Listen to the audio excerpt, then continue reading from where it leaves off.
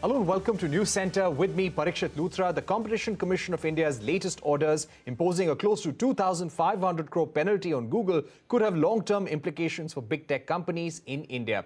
The CCI imposed this hefty fine on Google as it was abusing its market dominance. This comes at a time when a parliamentary panel on finance is also looking at the Competition Amendment Bill 2022 and the anti-competitive practices of big tech companies. Among other measures, the new proposed law seeks to regulate mergers and acquisitions based on deal value threshold. Let's discuss the CCI's approach to the evolving digital ecosystem and the antitrust regulators' priorities for the future as well. With A.K. Gupta, former chairman, CCI. Mr. Gupta, thank you very much for joining us here on CNBC TV18. You completed your tenure last week. Give us a sense of what will be the priorities and challenges for the Competition Commission of India in the near future. Thank you, Mr. Luthra, for inviting me. As you are aware, the Competition Amendment Bill 2022 is before the Parliamentary Standing Committee, and it is likely to be passed by the Parliament in the upcoming winter session. So CCI will have to brace itself to operationalize these amendments. Some amendments are very path-breaking. They are new concepts like settlement and commitment, deal value thresholds, leniency plus regime. CCI will have to come out with regulations in consultation with the stakeholders. I think it's going to be quite a challenge because, one, this consultation process has to be very, very robust.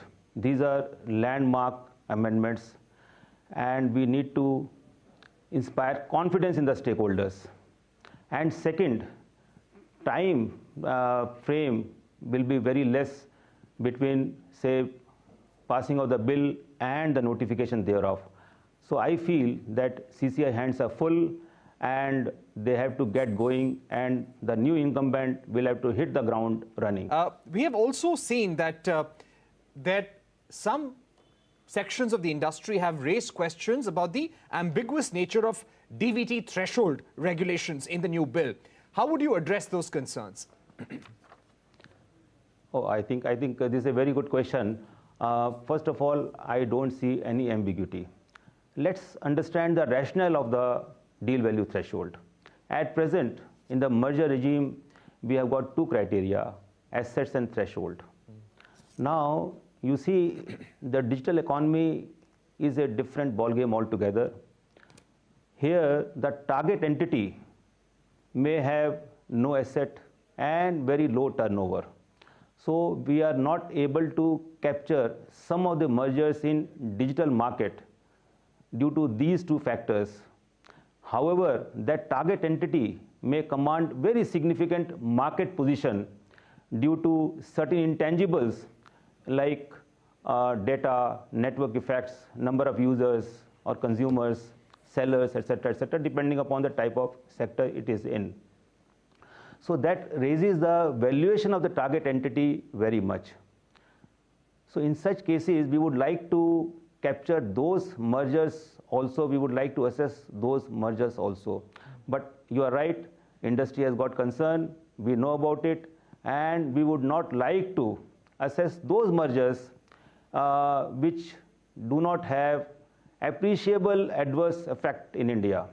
So that is why we have come out with the India Nexus, which means if target doesn't have substantial operations in India or no operations in India, such mergers will be exempted. So we are targeting very few mergers in digital market for assessment. So I think industry should not have any apprehension. We will have very elaborate consultation with all the stakeholders, and only after that we will come out with regulations. So I can straight away say that we will completely allay all the apprehensions on the part of industry. Right. How challenging has it been to regulate digital platforms during your tenure? You have called them in the past de facto gatekeepers of the online world because of their powers to lay down rules in the digital marketplace.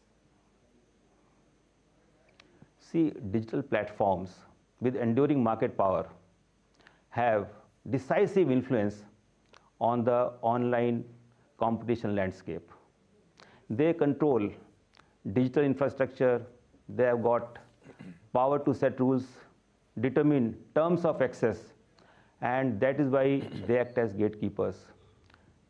With such rule-setting power, control over their data, in fact, enable them to get entrenched in the market and provide a ready platform to them to expand into adjacent markets. This can result in appreciable adverse effect on consumers and competition landscape. Now, the digital market is extremely dynamic. It can tip very fast. So the challenge before the regulator always is to do the market correction. But can we do market correction very fast in our present setup, in our ex-post framework? That is the thing which we have to all consider. Right. Recently, there were 2 orders against Google, Mr. Gupta, and the total penalties amount to almost 2,500 crores. Now, Google has said that this decision is a major setback for Indian consumers and businesses, opens security risks for Indians, and raises the cost of mobile devices for Indian nationals as well. So, how would you justify this order, and why was this important in the current ecosystem? See, I think you must understand one thing. I think our viewers, that the job of the Competition Commission of India is to keep the landscape competitive so that innovations can take place and consumers are benefited. Both our orders are opening the ecosystem. First order on Android will open the mobile ecosystem to the competing apps of Google. I am repeating, competing apps of Google, they were not getting chance. So indigenous technology was not getting traction. So that will open up, and definitely consumers will be benefited. Our startup ecosystem, which is 3rd largest in the world, will get benefited. Similarly, the second order, Google was imposing a condition that Google Play billing system alone has to be used, denying access to other third-party payment systems. So we have opened up that also. Now those third-party payment systems also will get access, and they will be able to compete. I think whenever competition takes place, I think all of us can understand that consumers are benefited. Question of going up cost for the consumers doesn't arise. Right.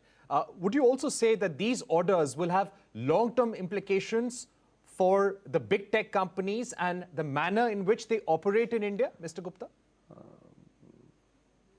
See, I think, we have given behavioral remedies now. And these behavioral remedies are a sort of guidelines for other big tech players.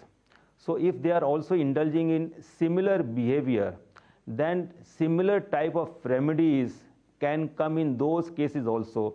I think they can get a cue from these behavioral remedies and align their business practices and system accordingly. Right. That is an important point there as well. I'd also like to ask you about some of the other cases that were under the CCI's purview. As you've said, regulating digital platforms, digital markets has been a tall task. CCI has managed to come up with orders against Google, at least 3 of them since 2018. But what about the probe against Amazon? See, this process is on now, and we face certain legal challenges. Amazon contested the order, or rather filed the appeal against our investigation in the single bench. Then it went to the double bench of the High Court, and then it went to the Supreme Court. So the entire exercise took quite some time, but now all the decks have been cleared, matter is under investigation, and we should be able to come out with the investigation report. DG should be able to come out with the investigation report fast, and we should be able to go ahead correcting the market. Also, just to ask you about how to not scuttle innovation, how to keep attracting big tech players into India while safeguarding our own ecosystem, our own MSMEs, our own entrepreneurs? How do we strike a balance here? See, first of all, I don't see any contradiction. Big tech players can come, they can invest, they can do innovations, they can come in the multi-product ecosystem also. Only thing is, what we want, they should not foreclose competition by having vertical restraints. They should allow the other competitors to flourish. They should not impose, once they acquire some market power, once they acquire some dominance, we don't frown upon market power, we don't frown upon dominance. They can acquire that stature, but they should not start abusing that market power and dominance to the exclusion of others, foreclosing market, foreclosing the startup ecosystem, etc. I think that type of behavior they have to probably not indulge in. Otherwise, they can flourish, they can do innovations, and I don't see any reason. In fact, sometimes, the startups have got very good technology. These big tech players, they acquire them also, and they scale up those technologies, they scale up those innovations. That way, it is a win-win situation for startups also, and the big tech, and the startups should be able to get access on the big tech platforms so that they can also scale up their operations by using the large user base of the platform. So I think I am finding a lot of complementarities. They both can flourish, market exists, and they should not try to foreclose competition at the expense of others. Right. I'd also ask you about cartelization by cement companies. Now, this is something that has been before the Competition Commission of India for a while now. Why no order has been issued so far? Why no decision has been taken on the investigation there? No, actually, I think we need to understand the process first. We have got the DG investigation report, and based on the DG investigation report, the commission hears the parties. We call the parties, we do adjudication, and we get their views. Then based on the DG investigation report, based on their views, we come to the final order. So that hearing has to take place. I think decks are cleared. We are all ready. The moment a new incumbent joins, I think the date for the hearings will be fixed. And I think in a few months, we should be able to come out with the orders. Right. But any reasons for the delay, or why it couldn't be taken up earlier, Mr. Gupta? No, I think there is no reason for delay as such. We have to see whether everything is in order, whether we are ready for the hearing or not. So based on the assessment done, we decided that it may take some time, and that's why we postponed the hearing.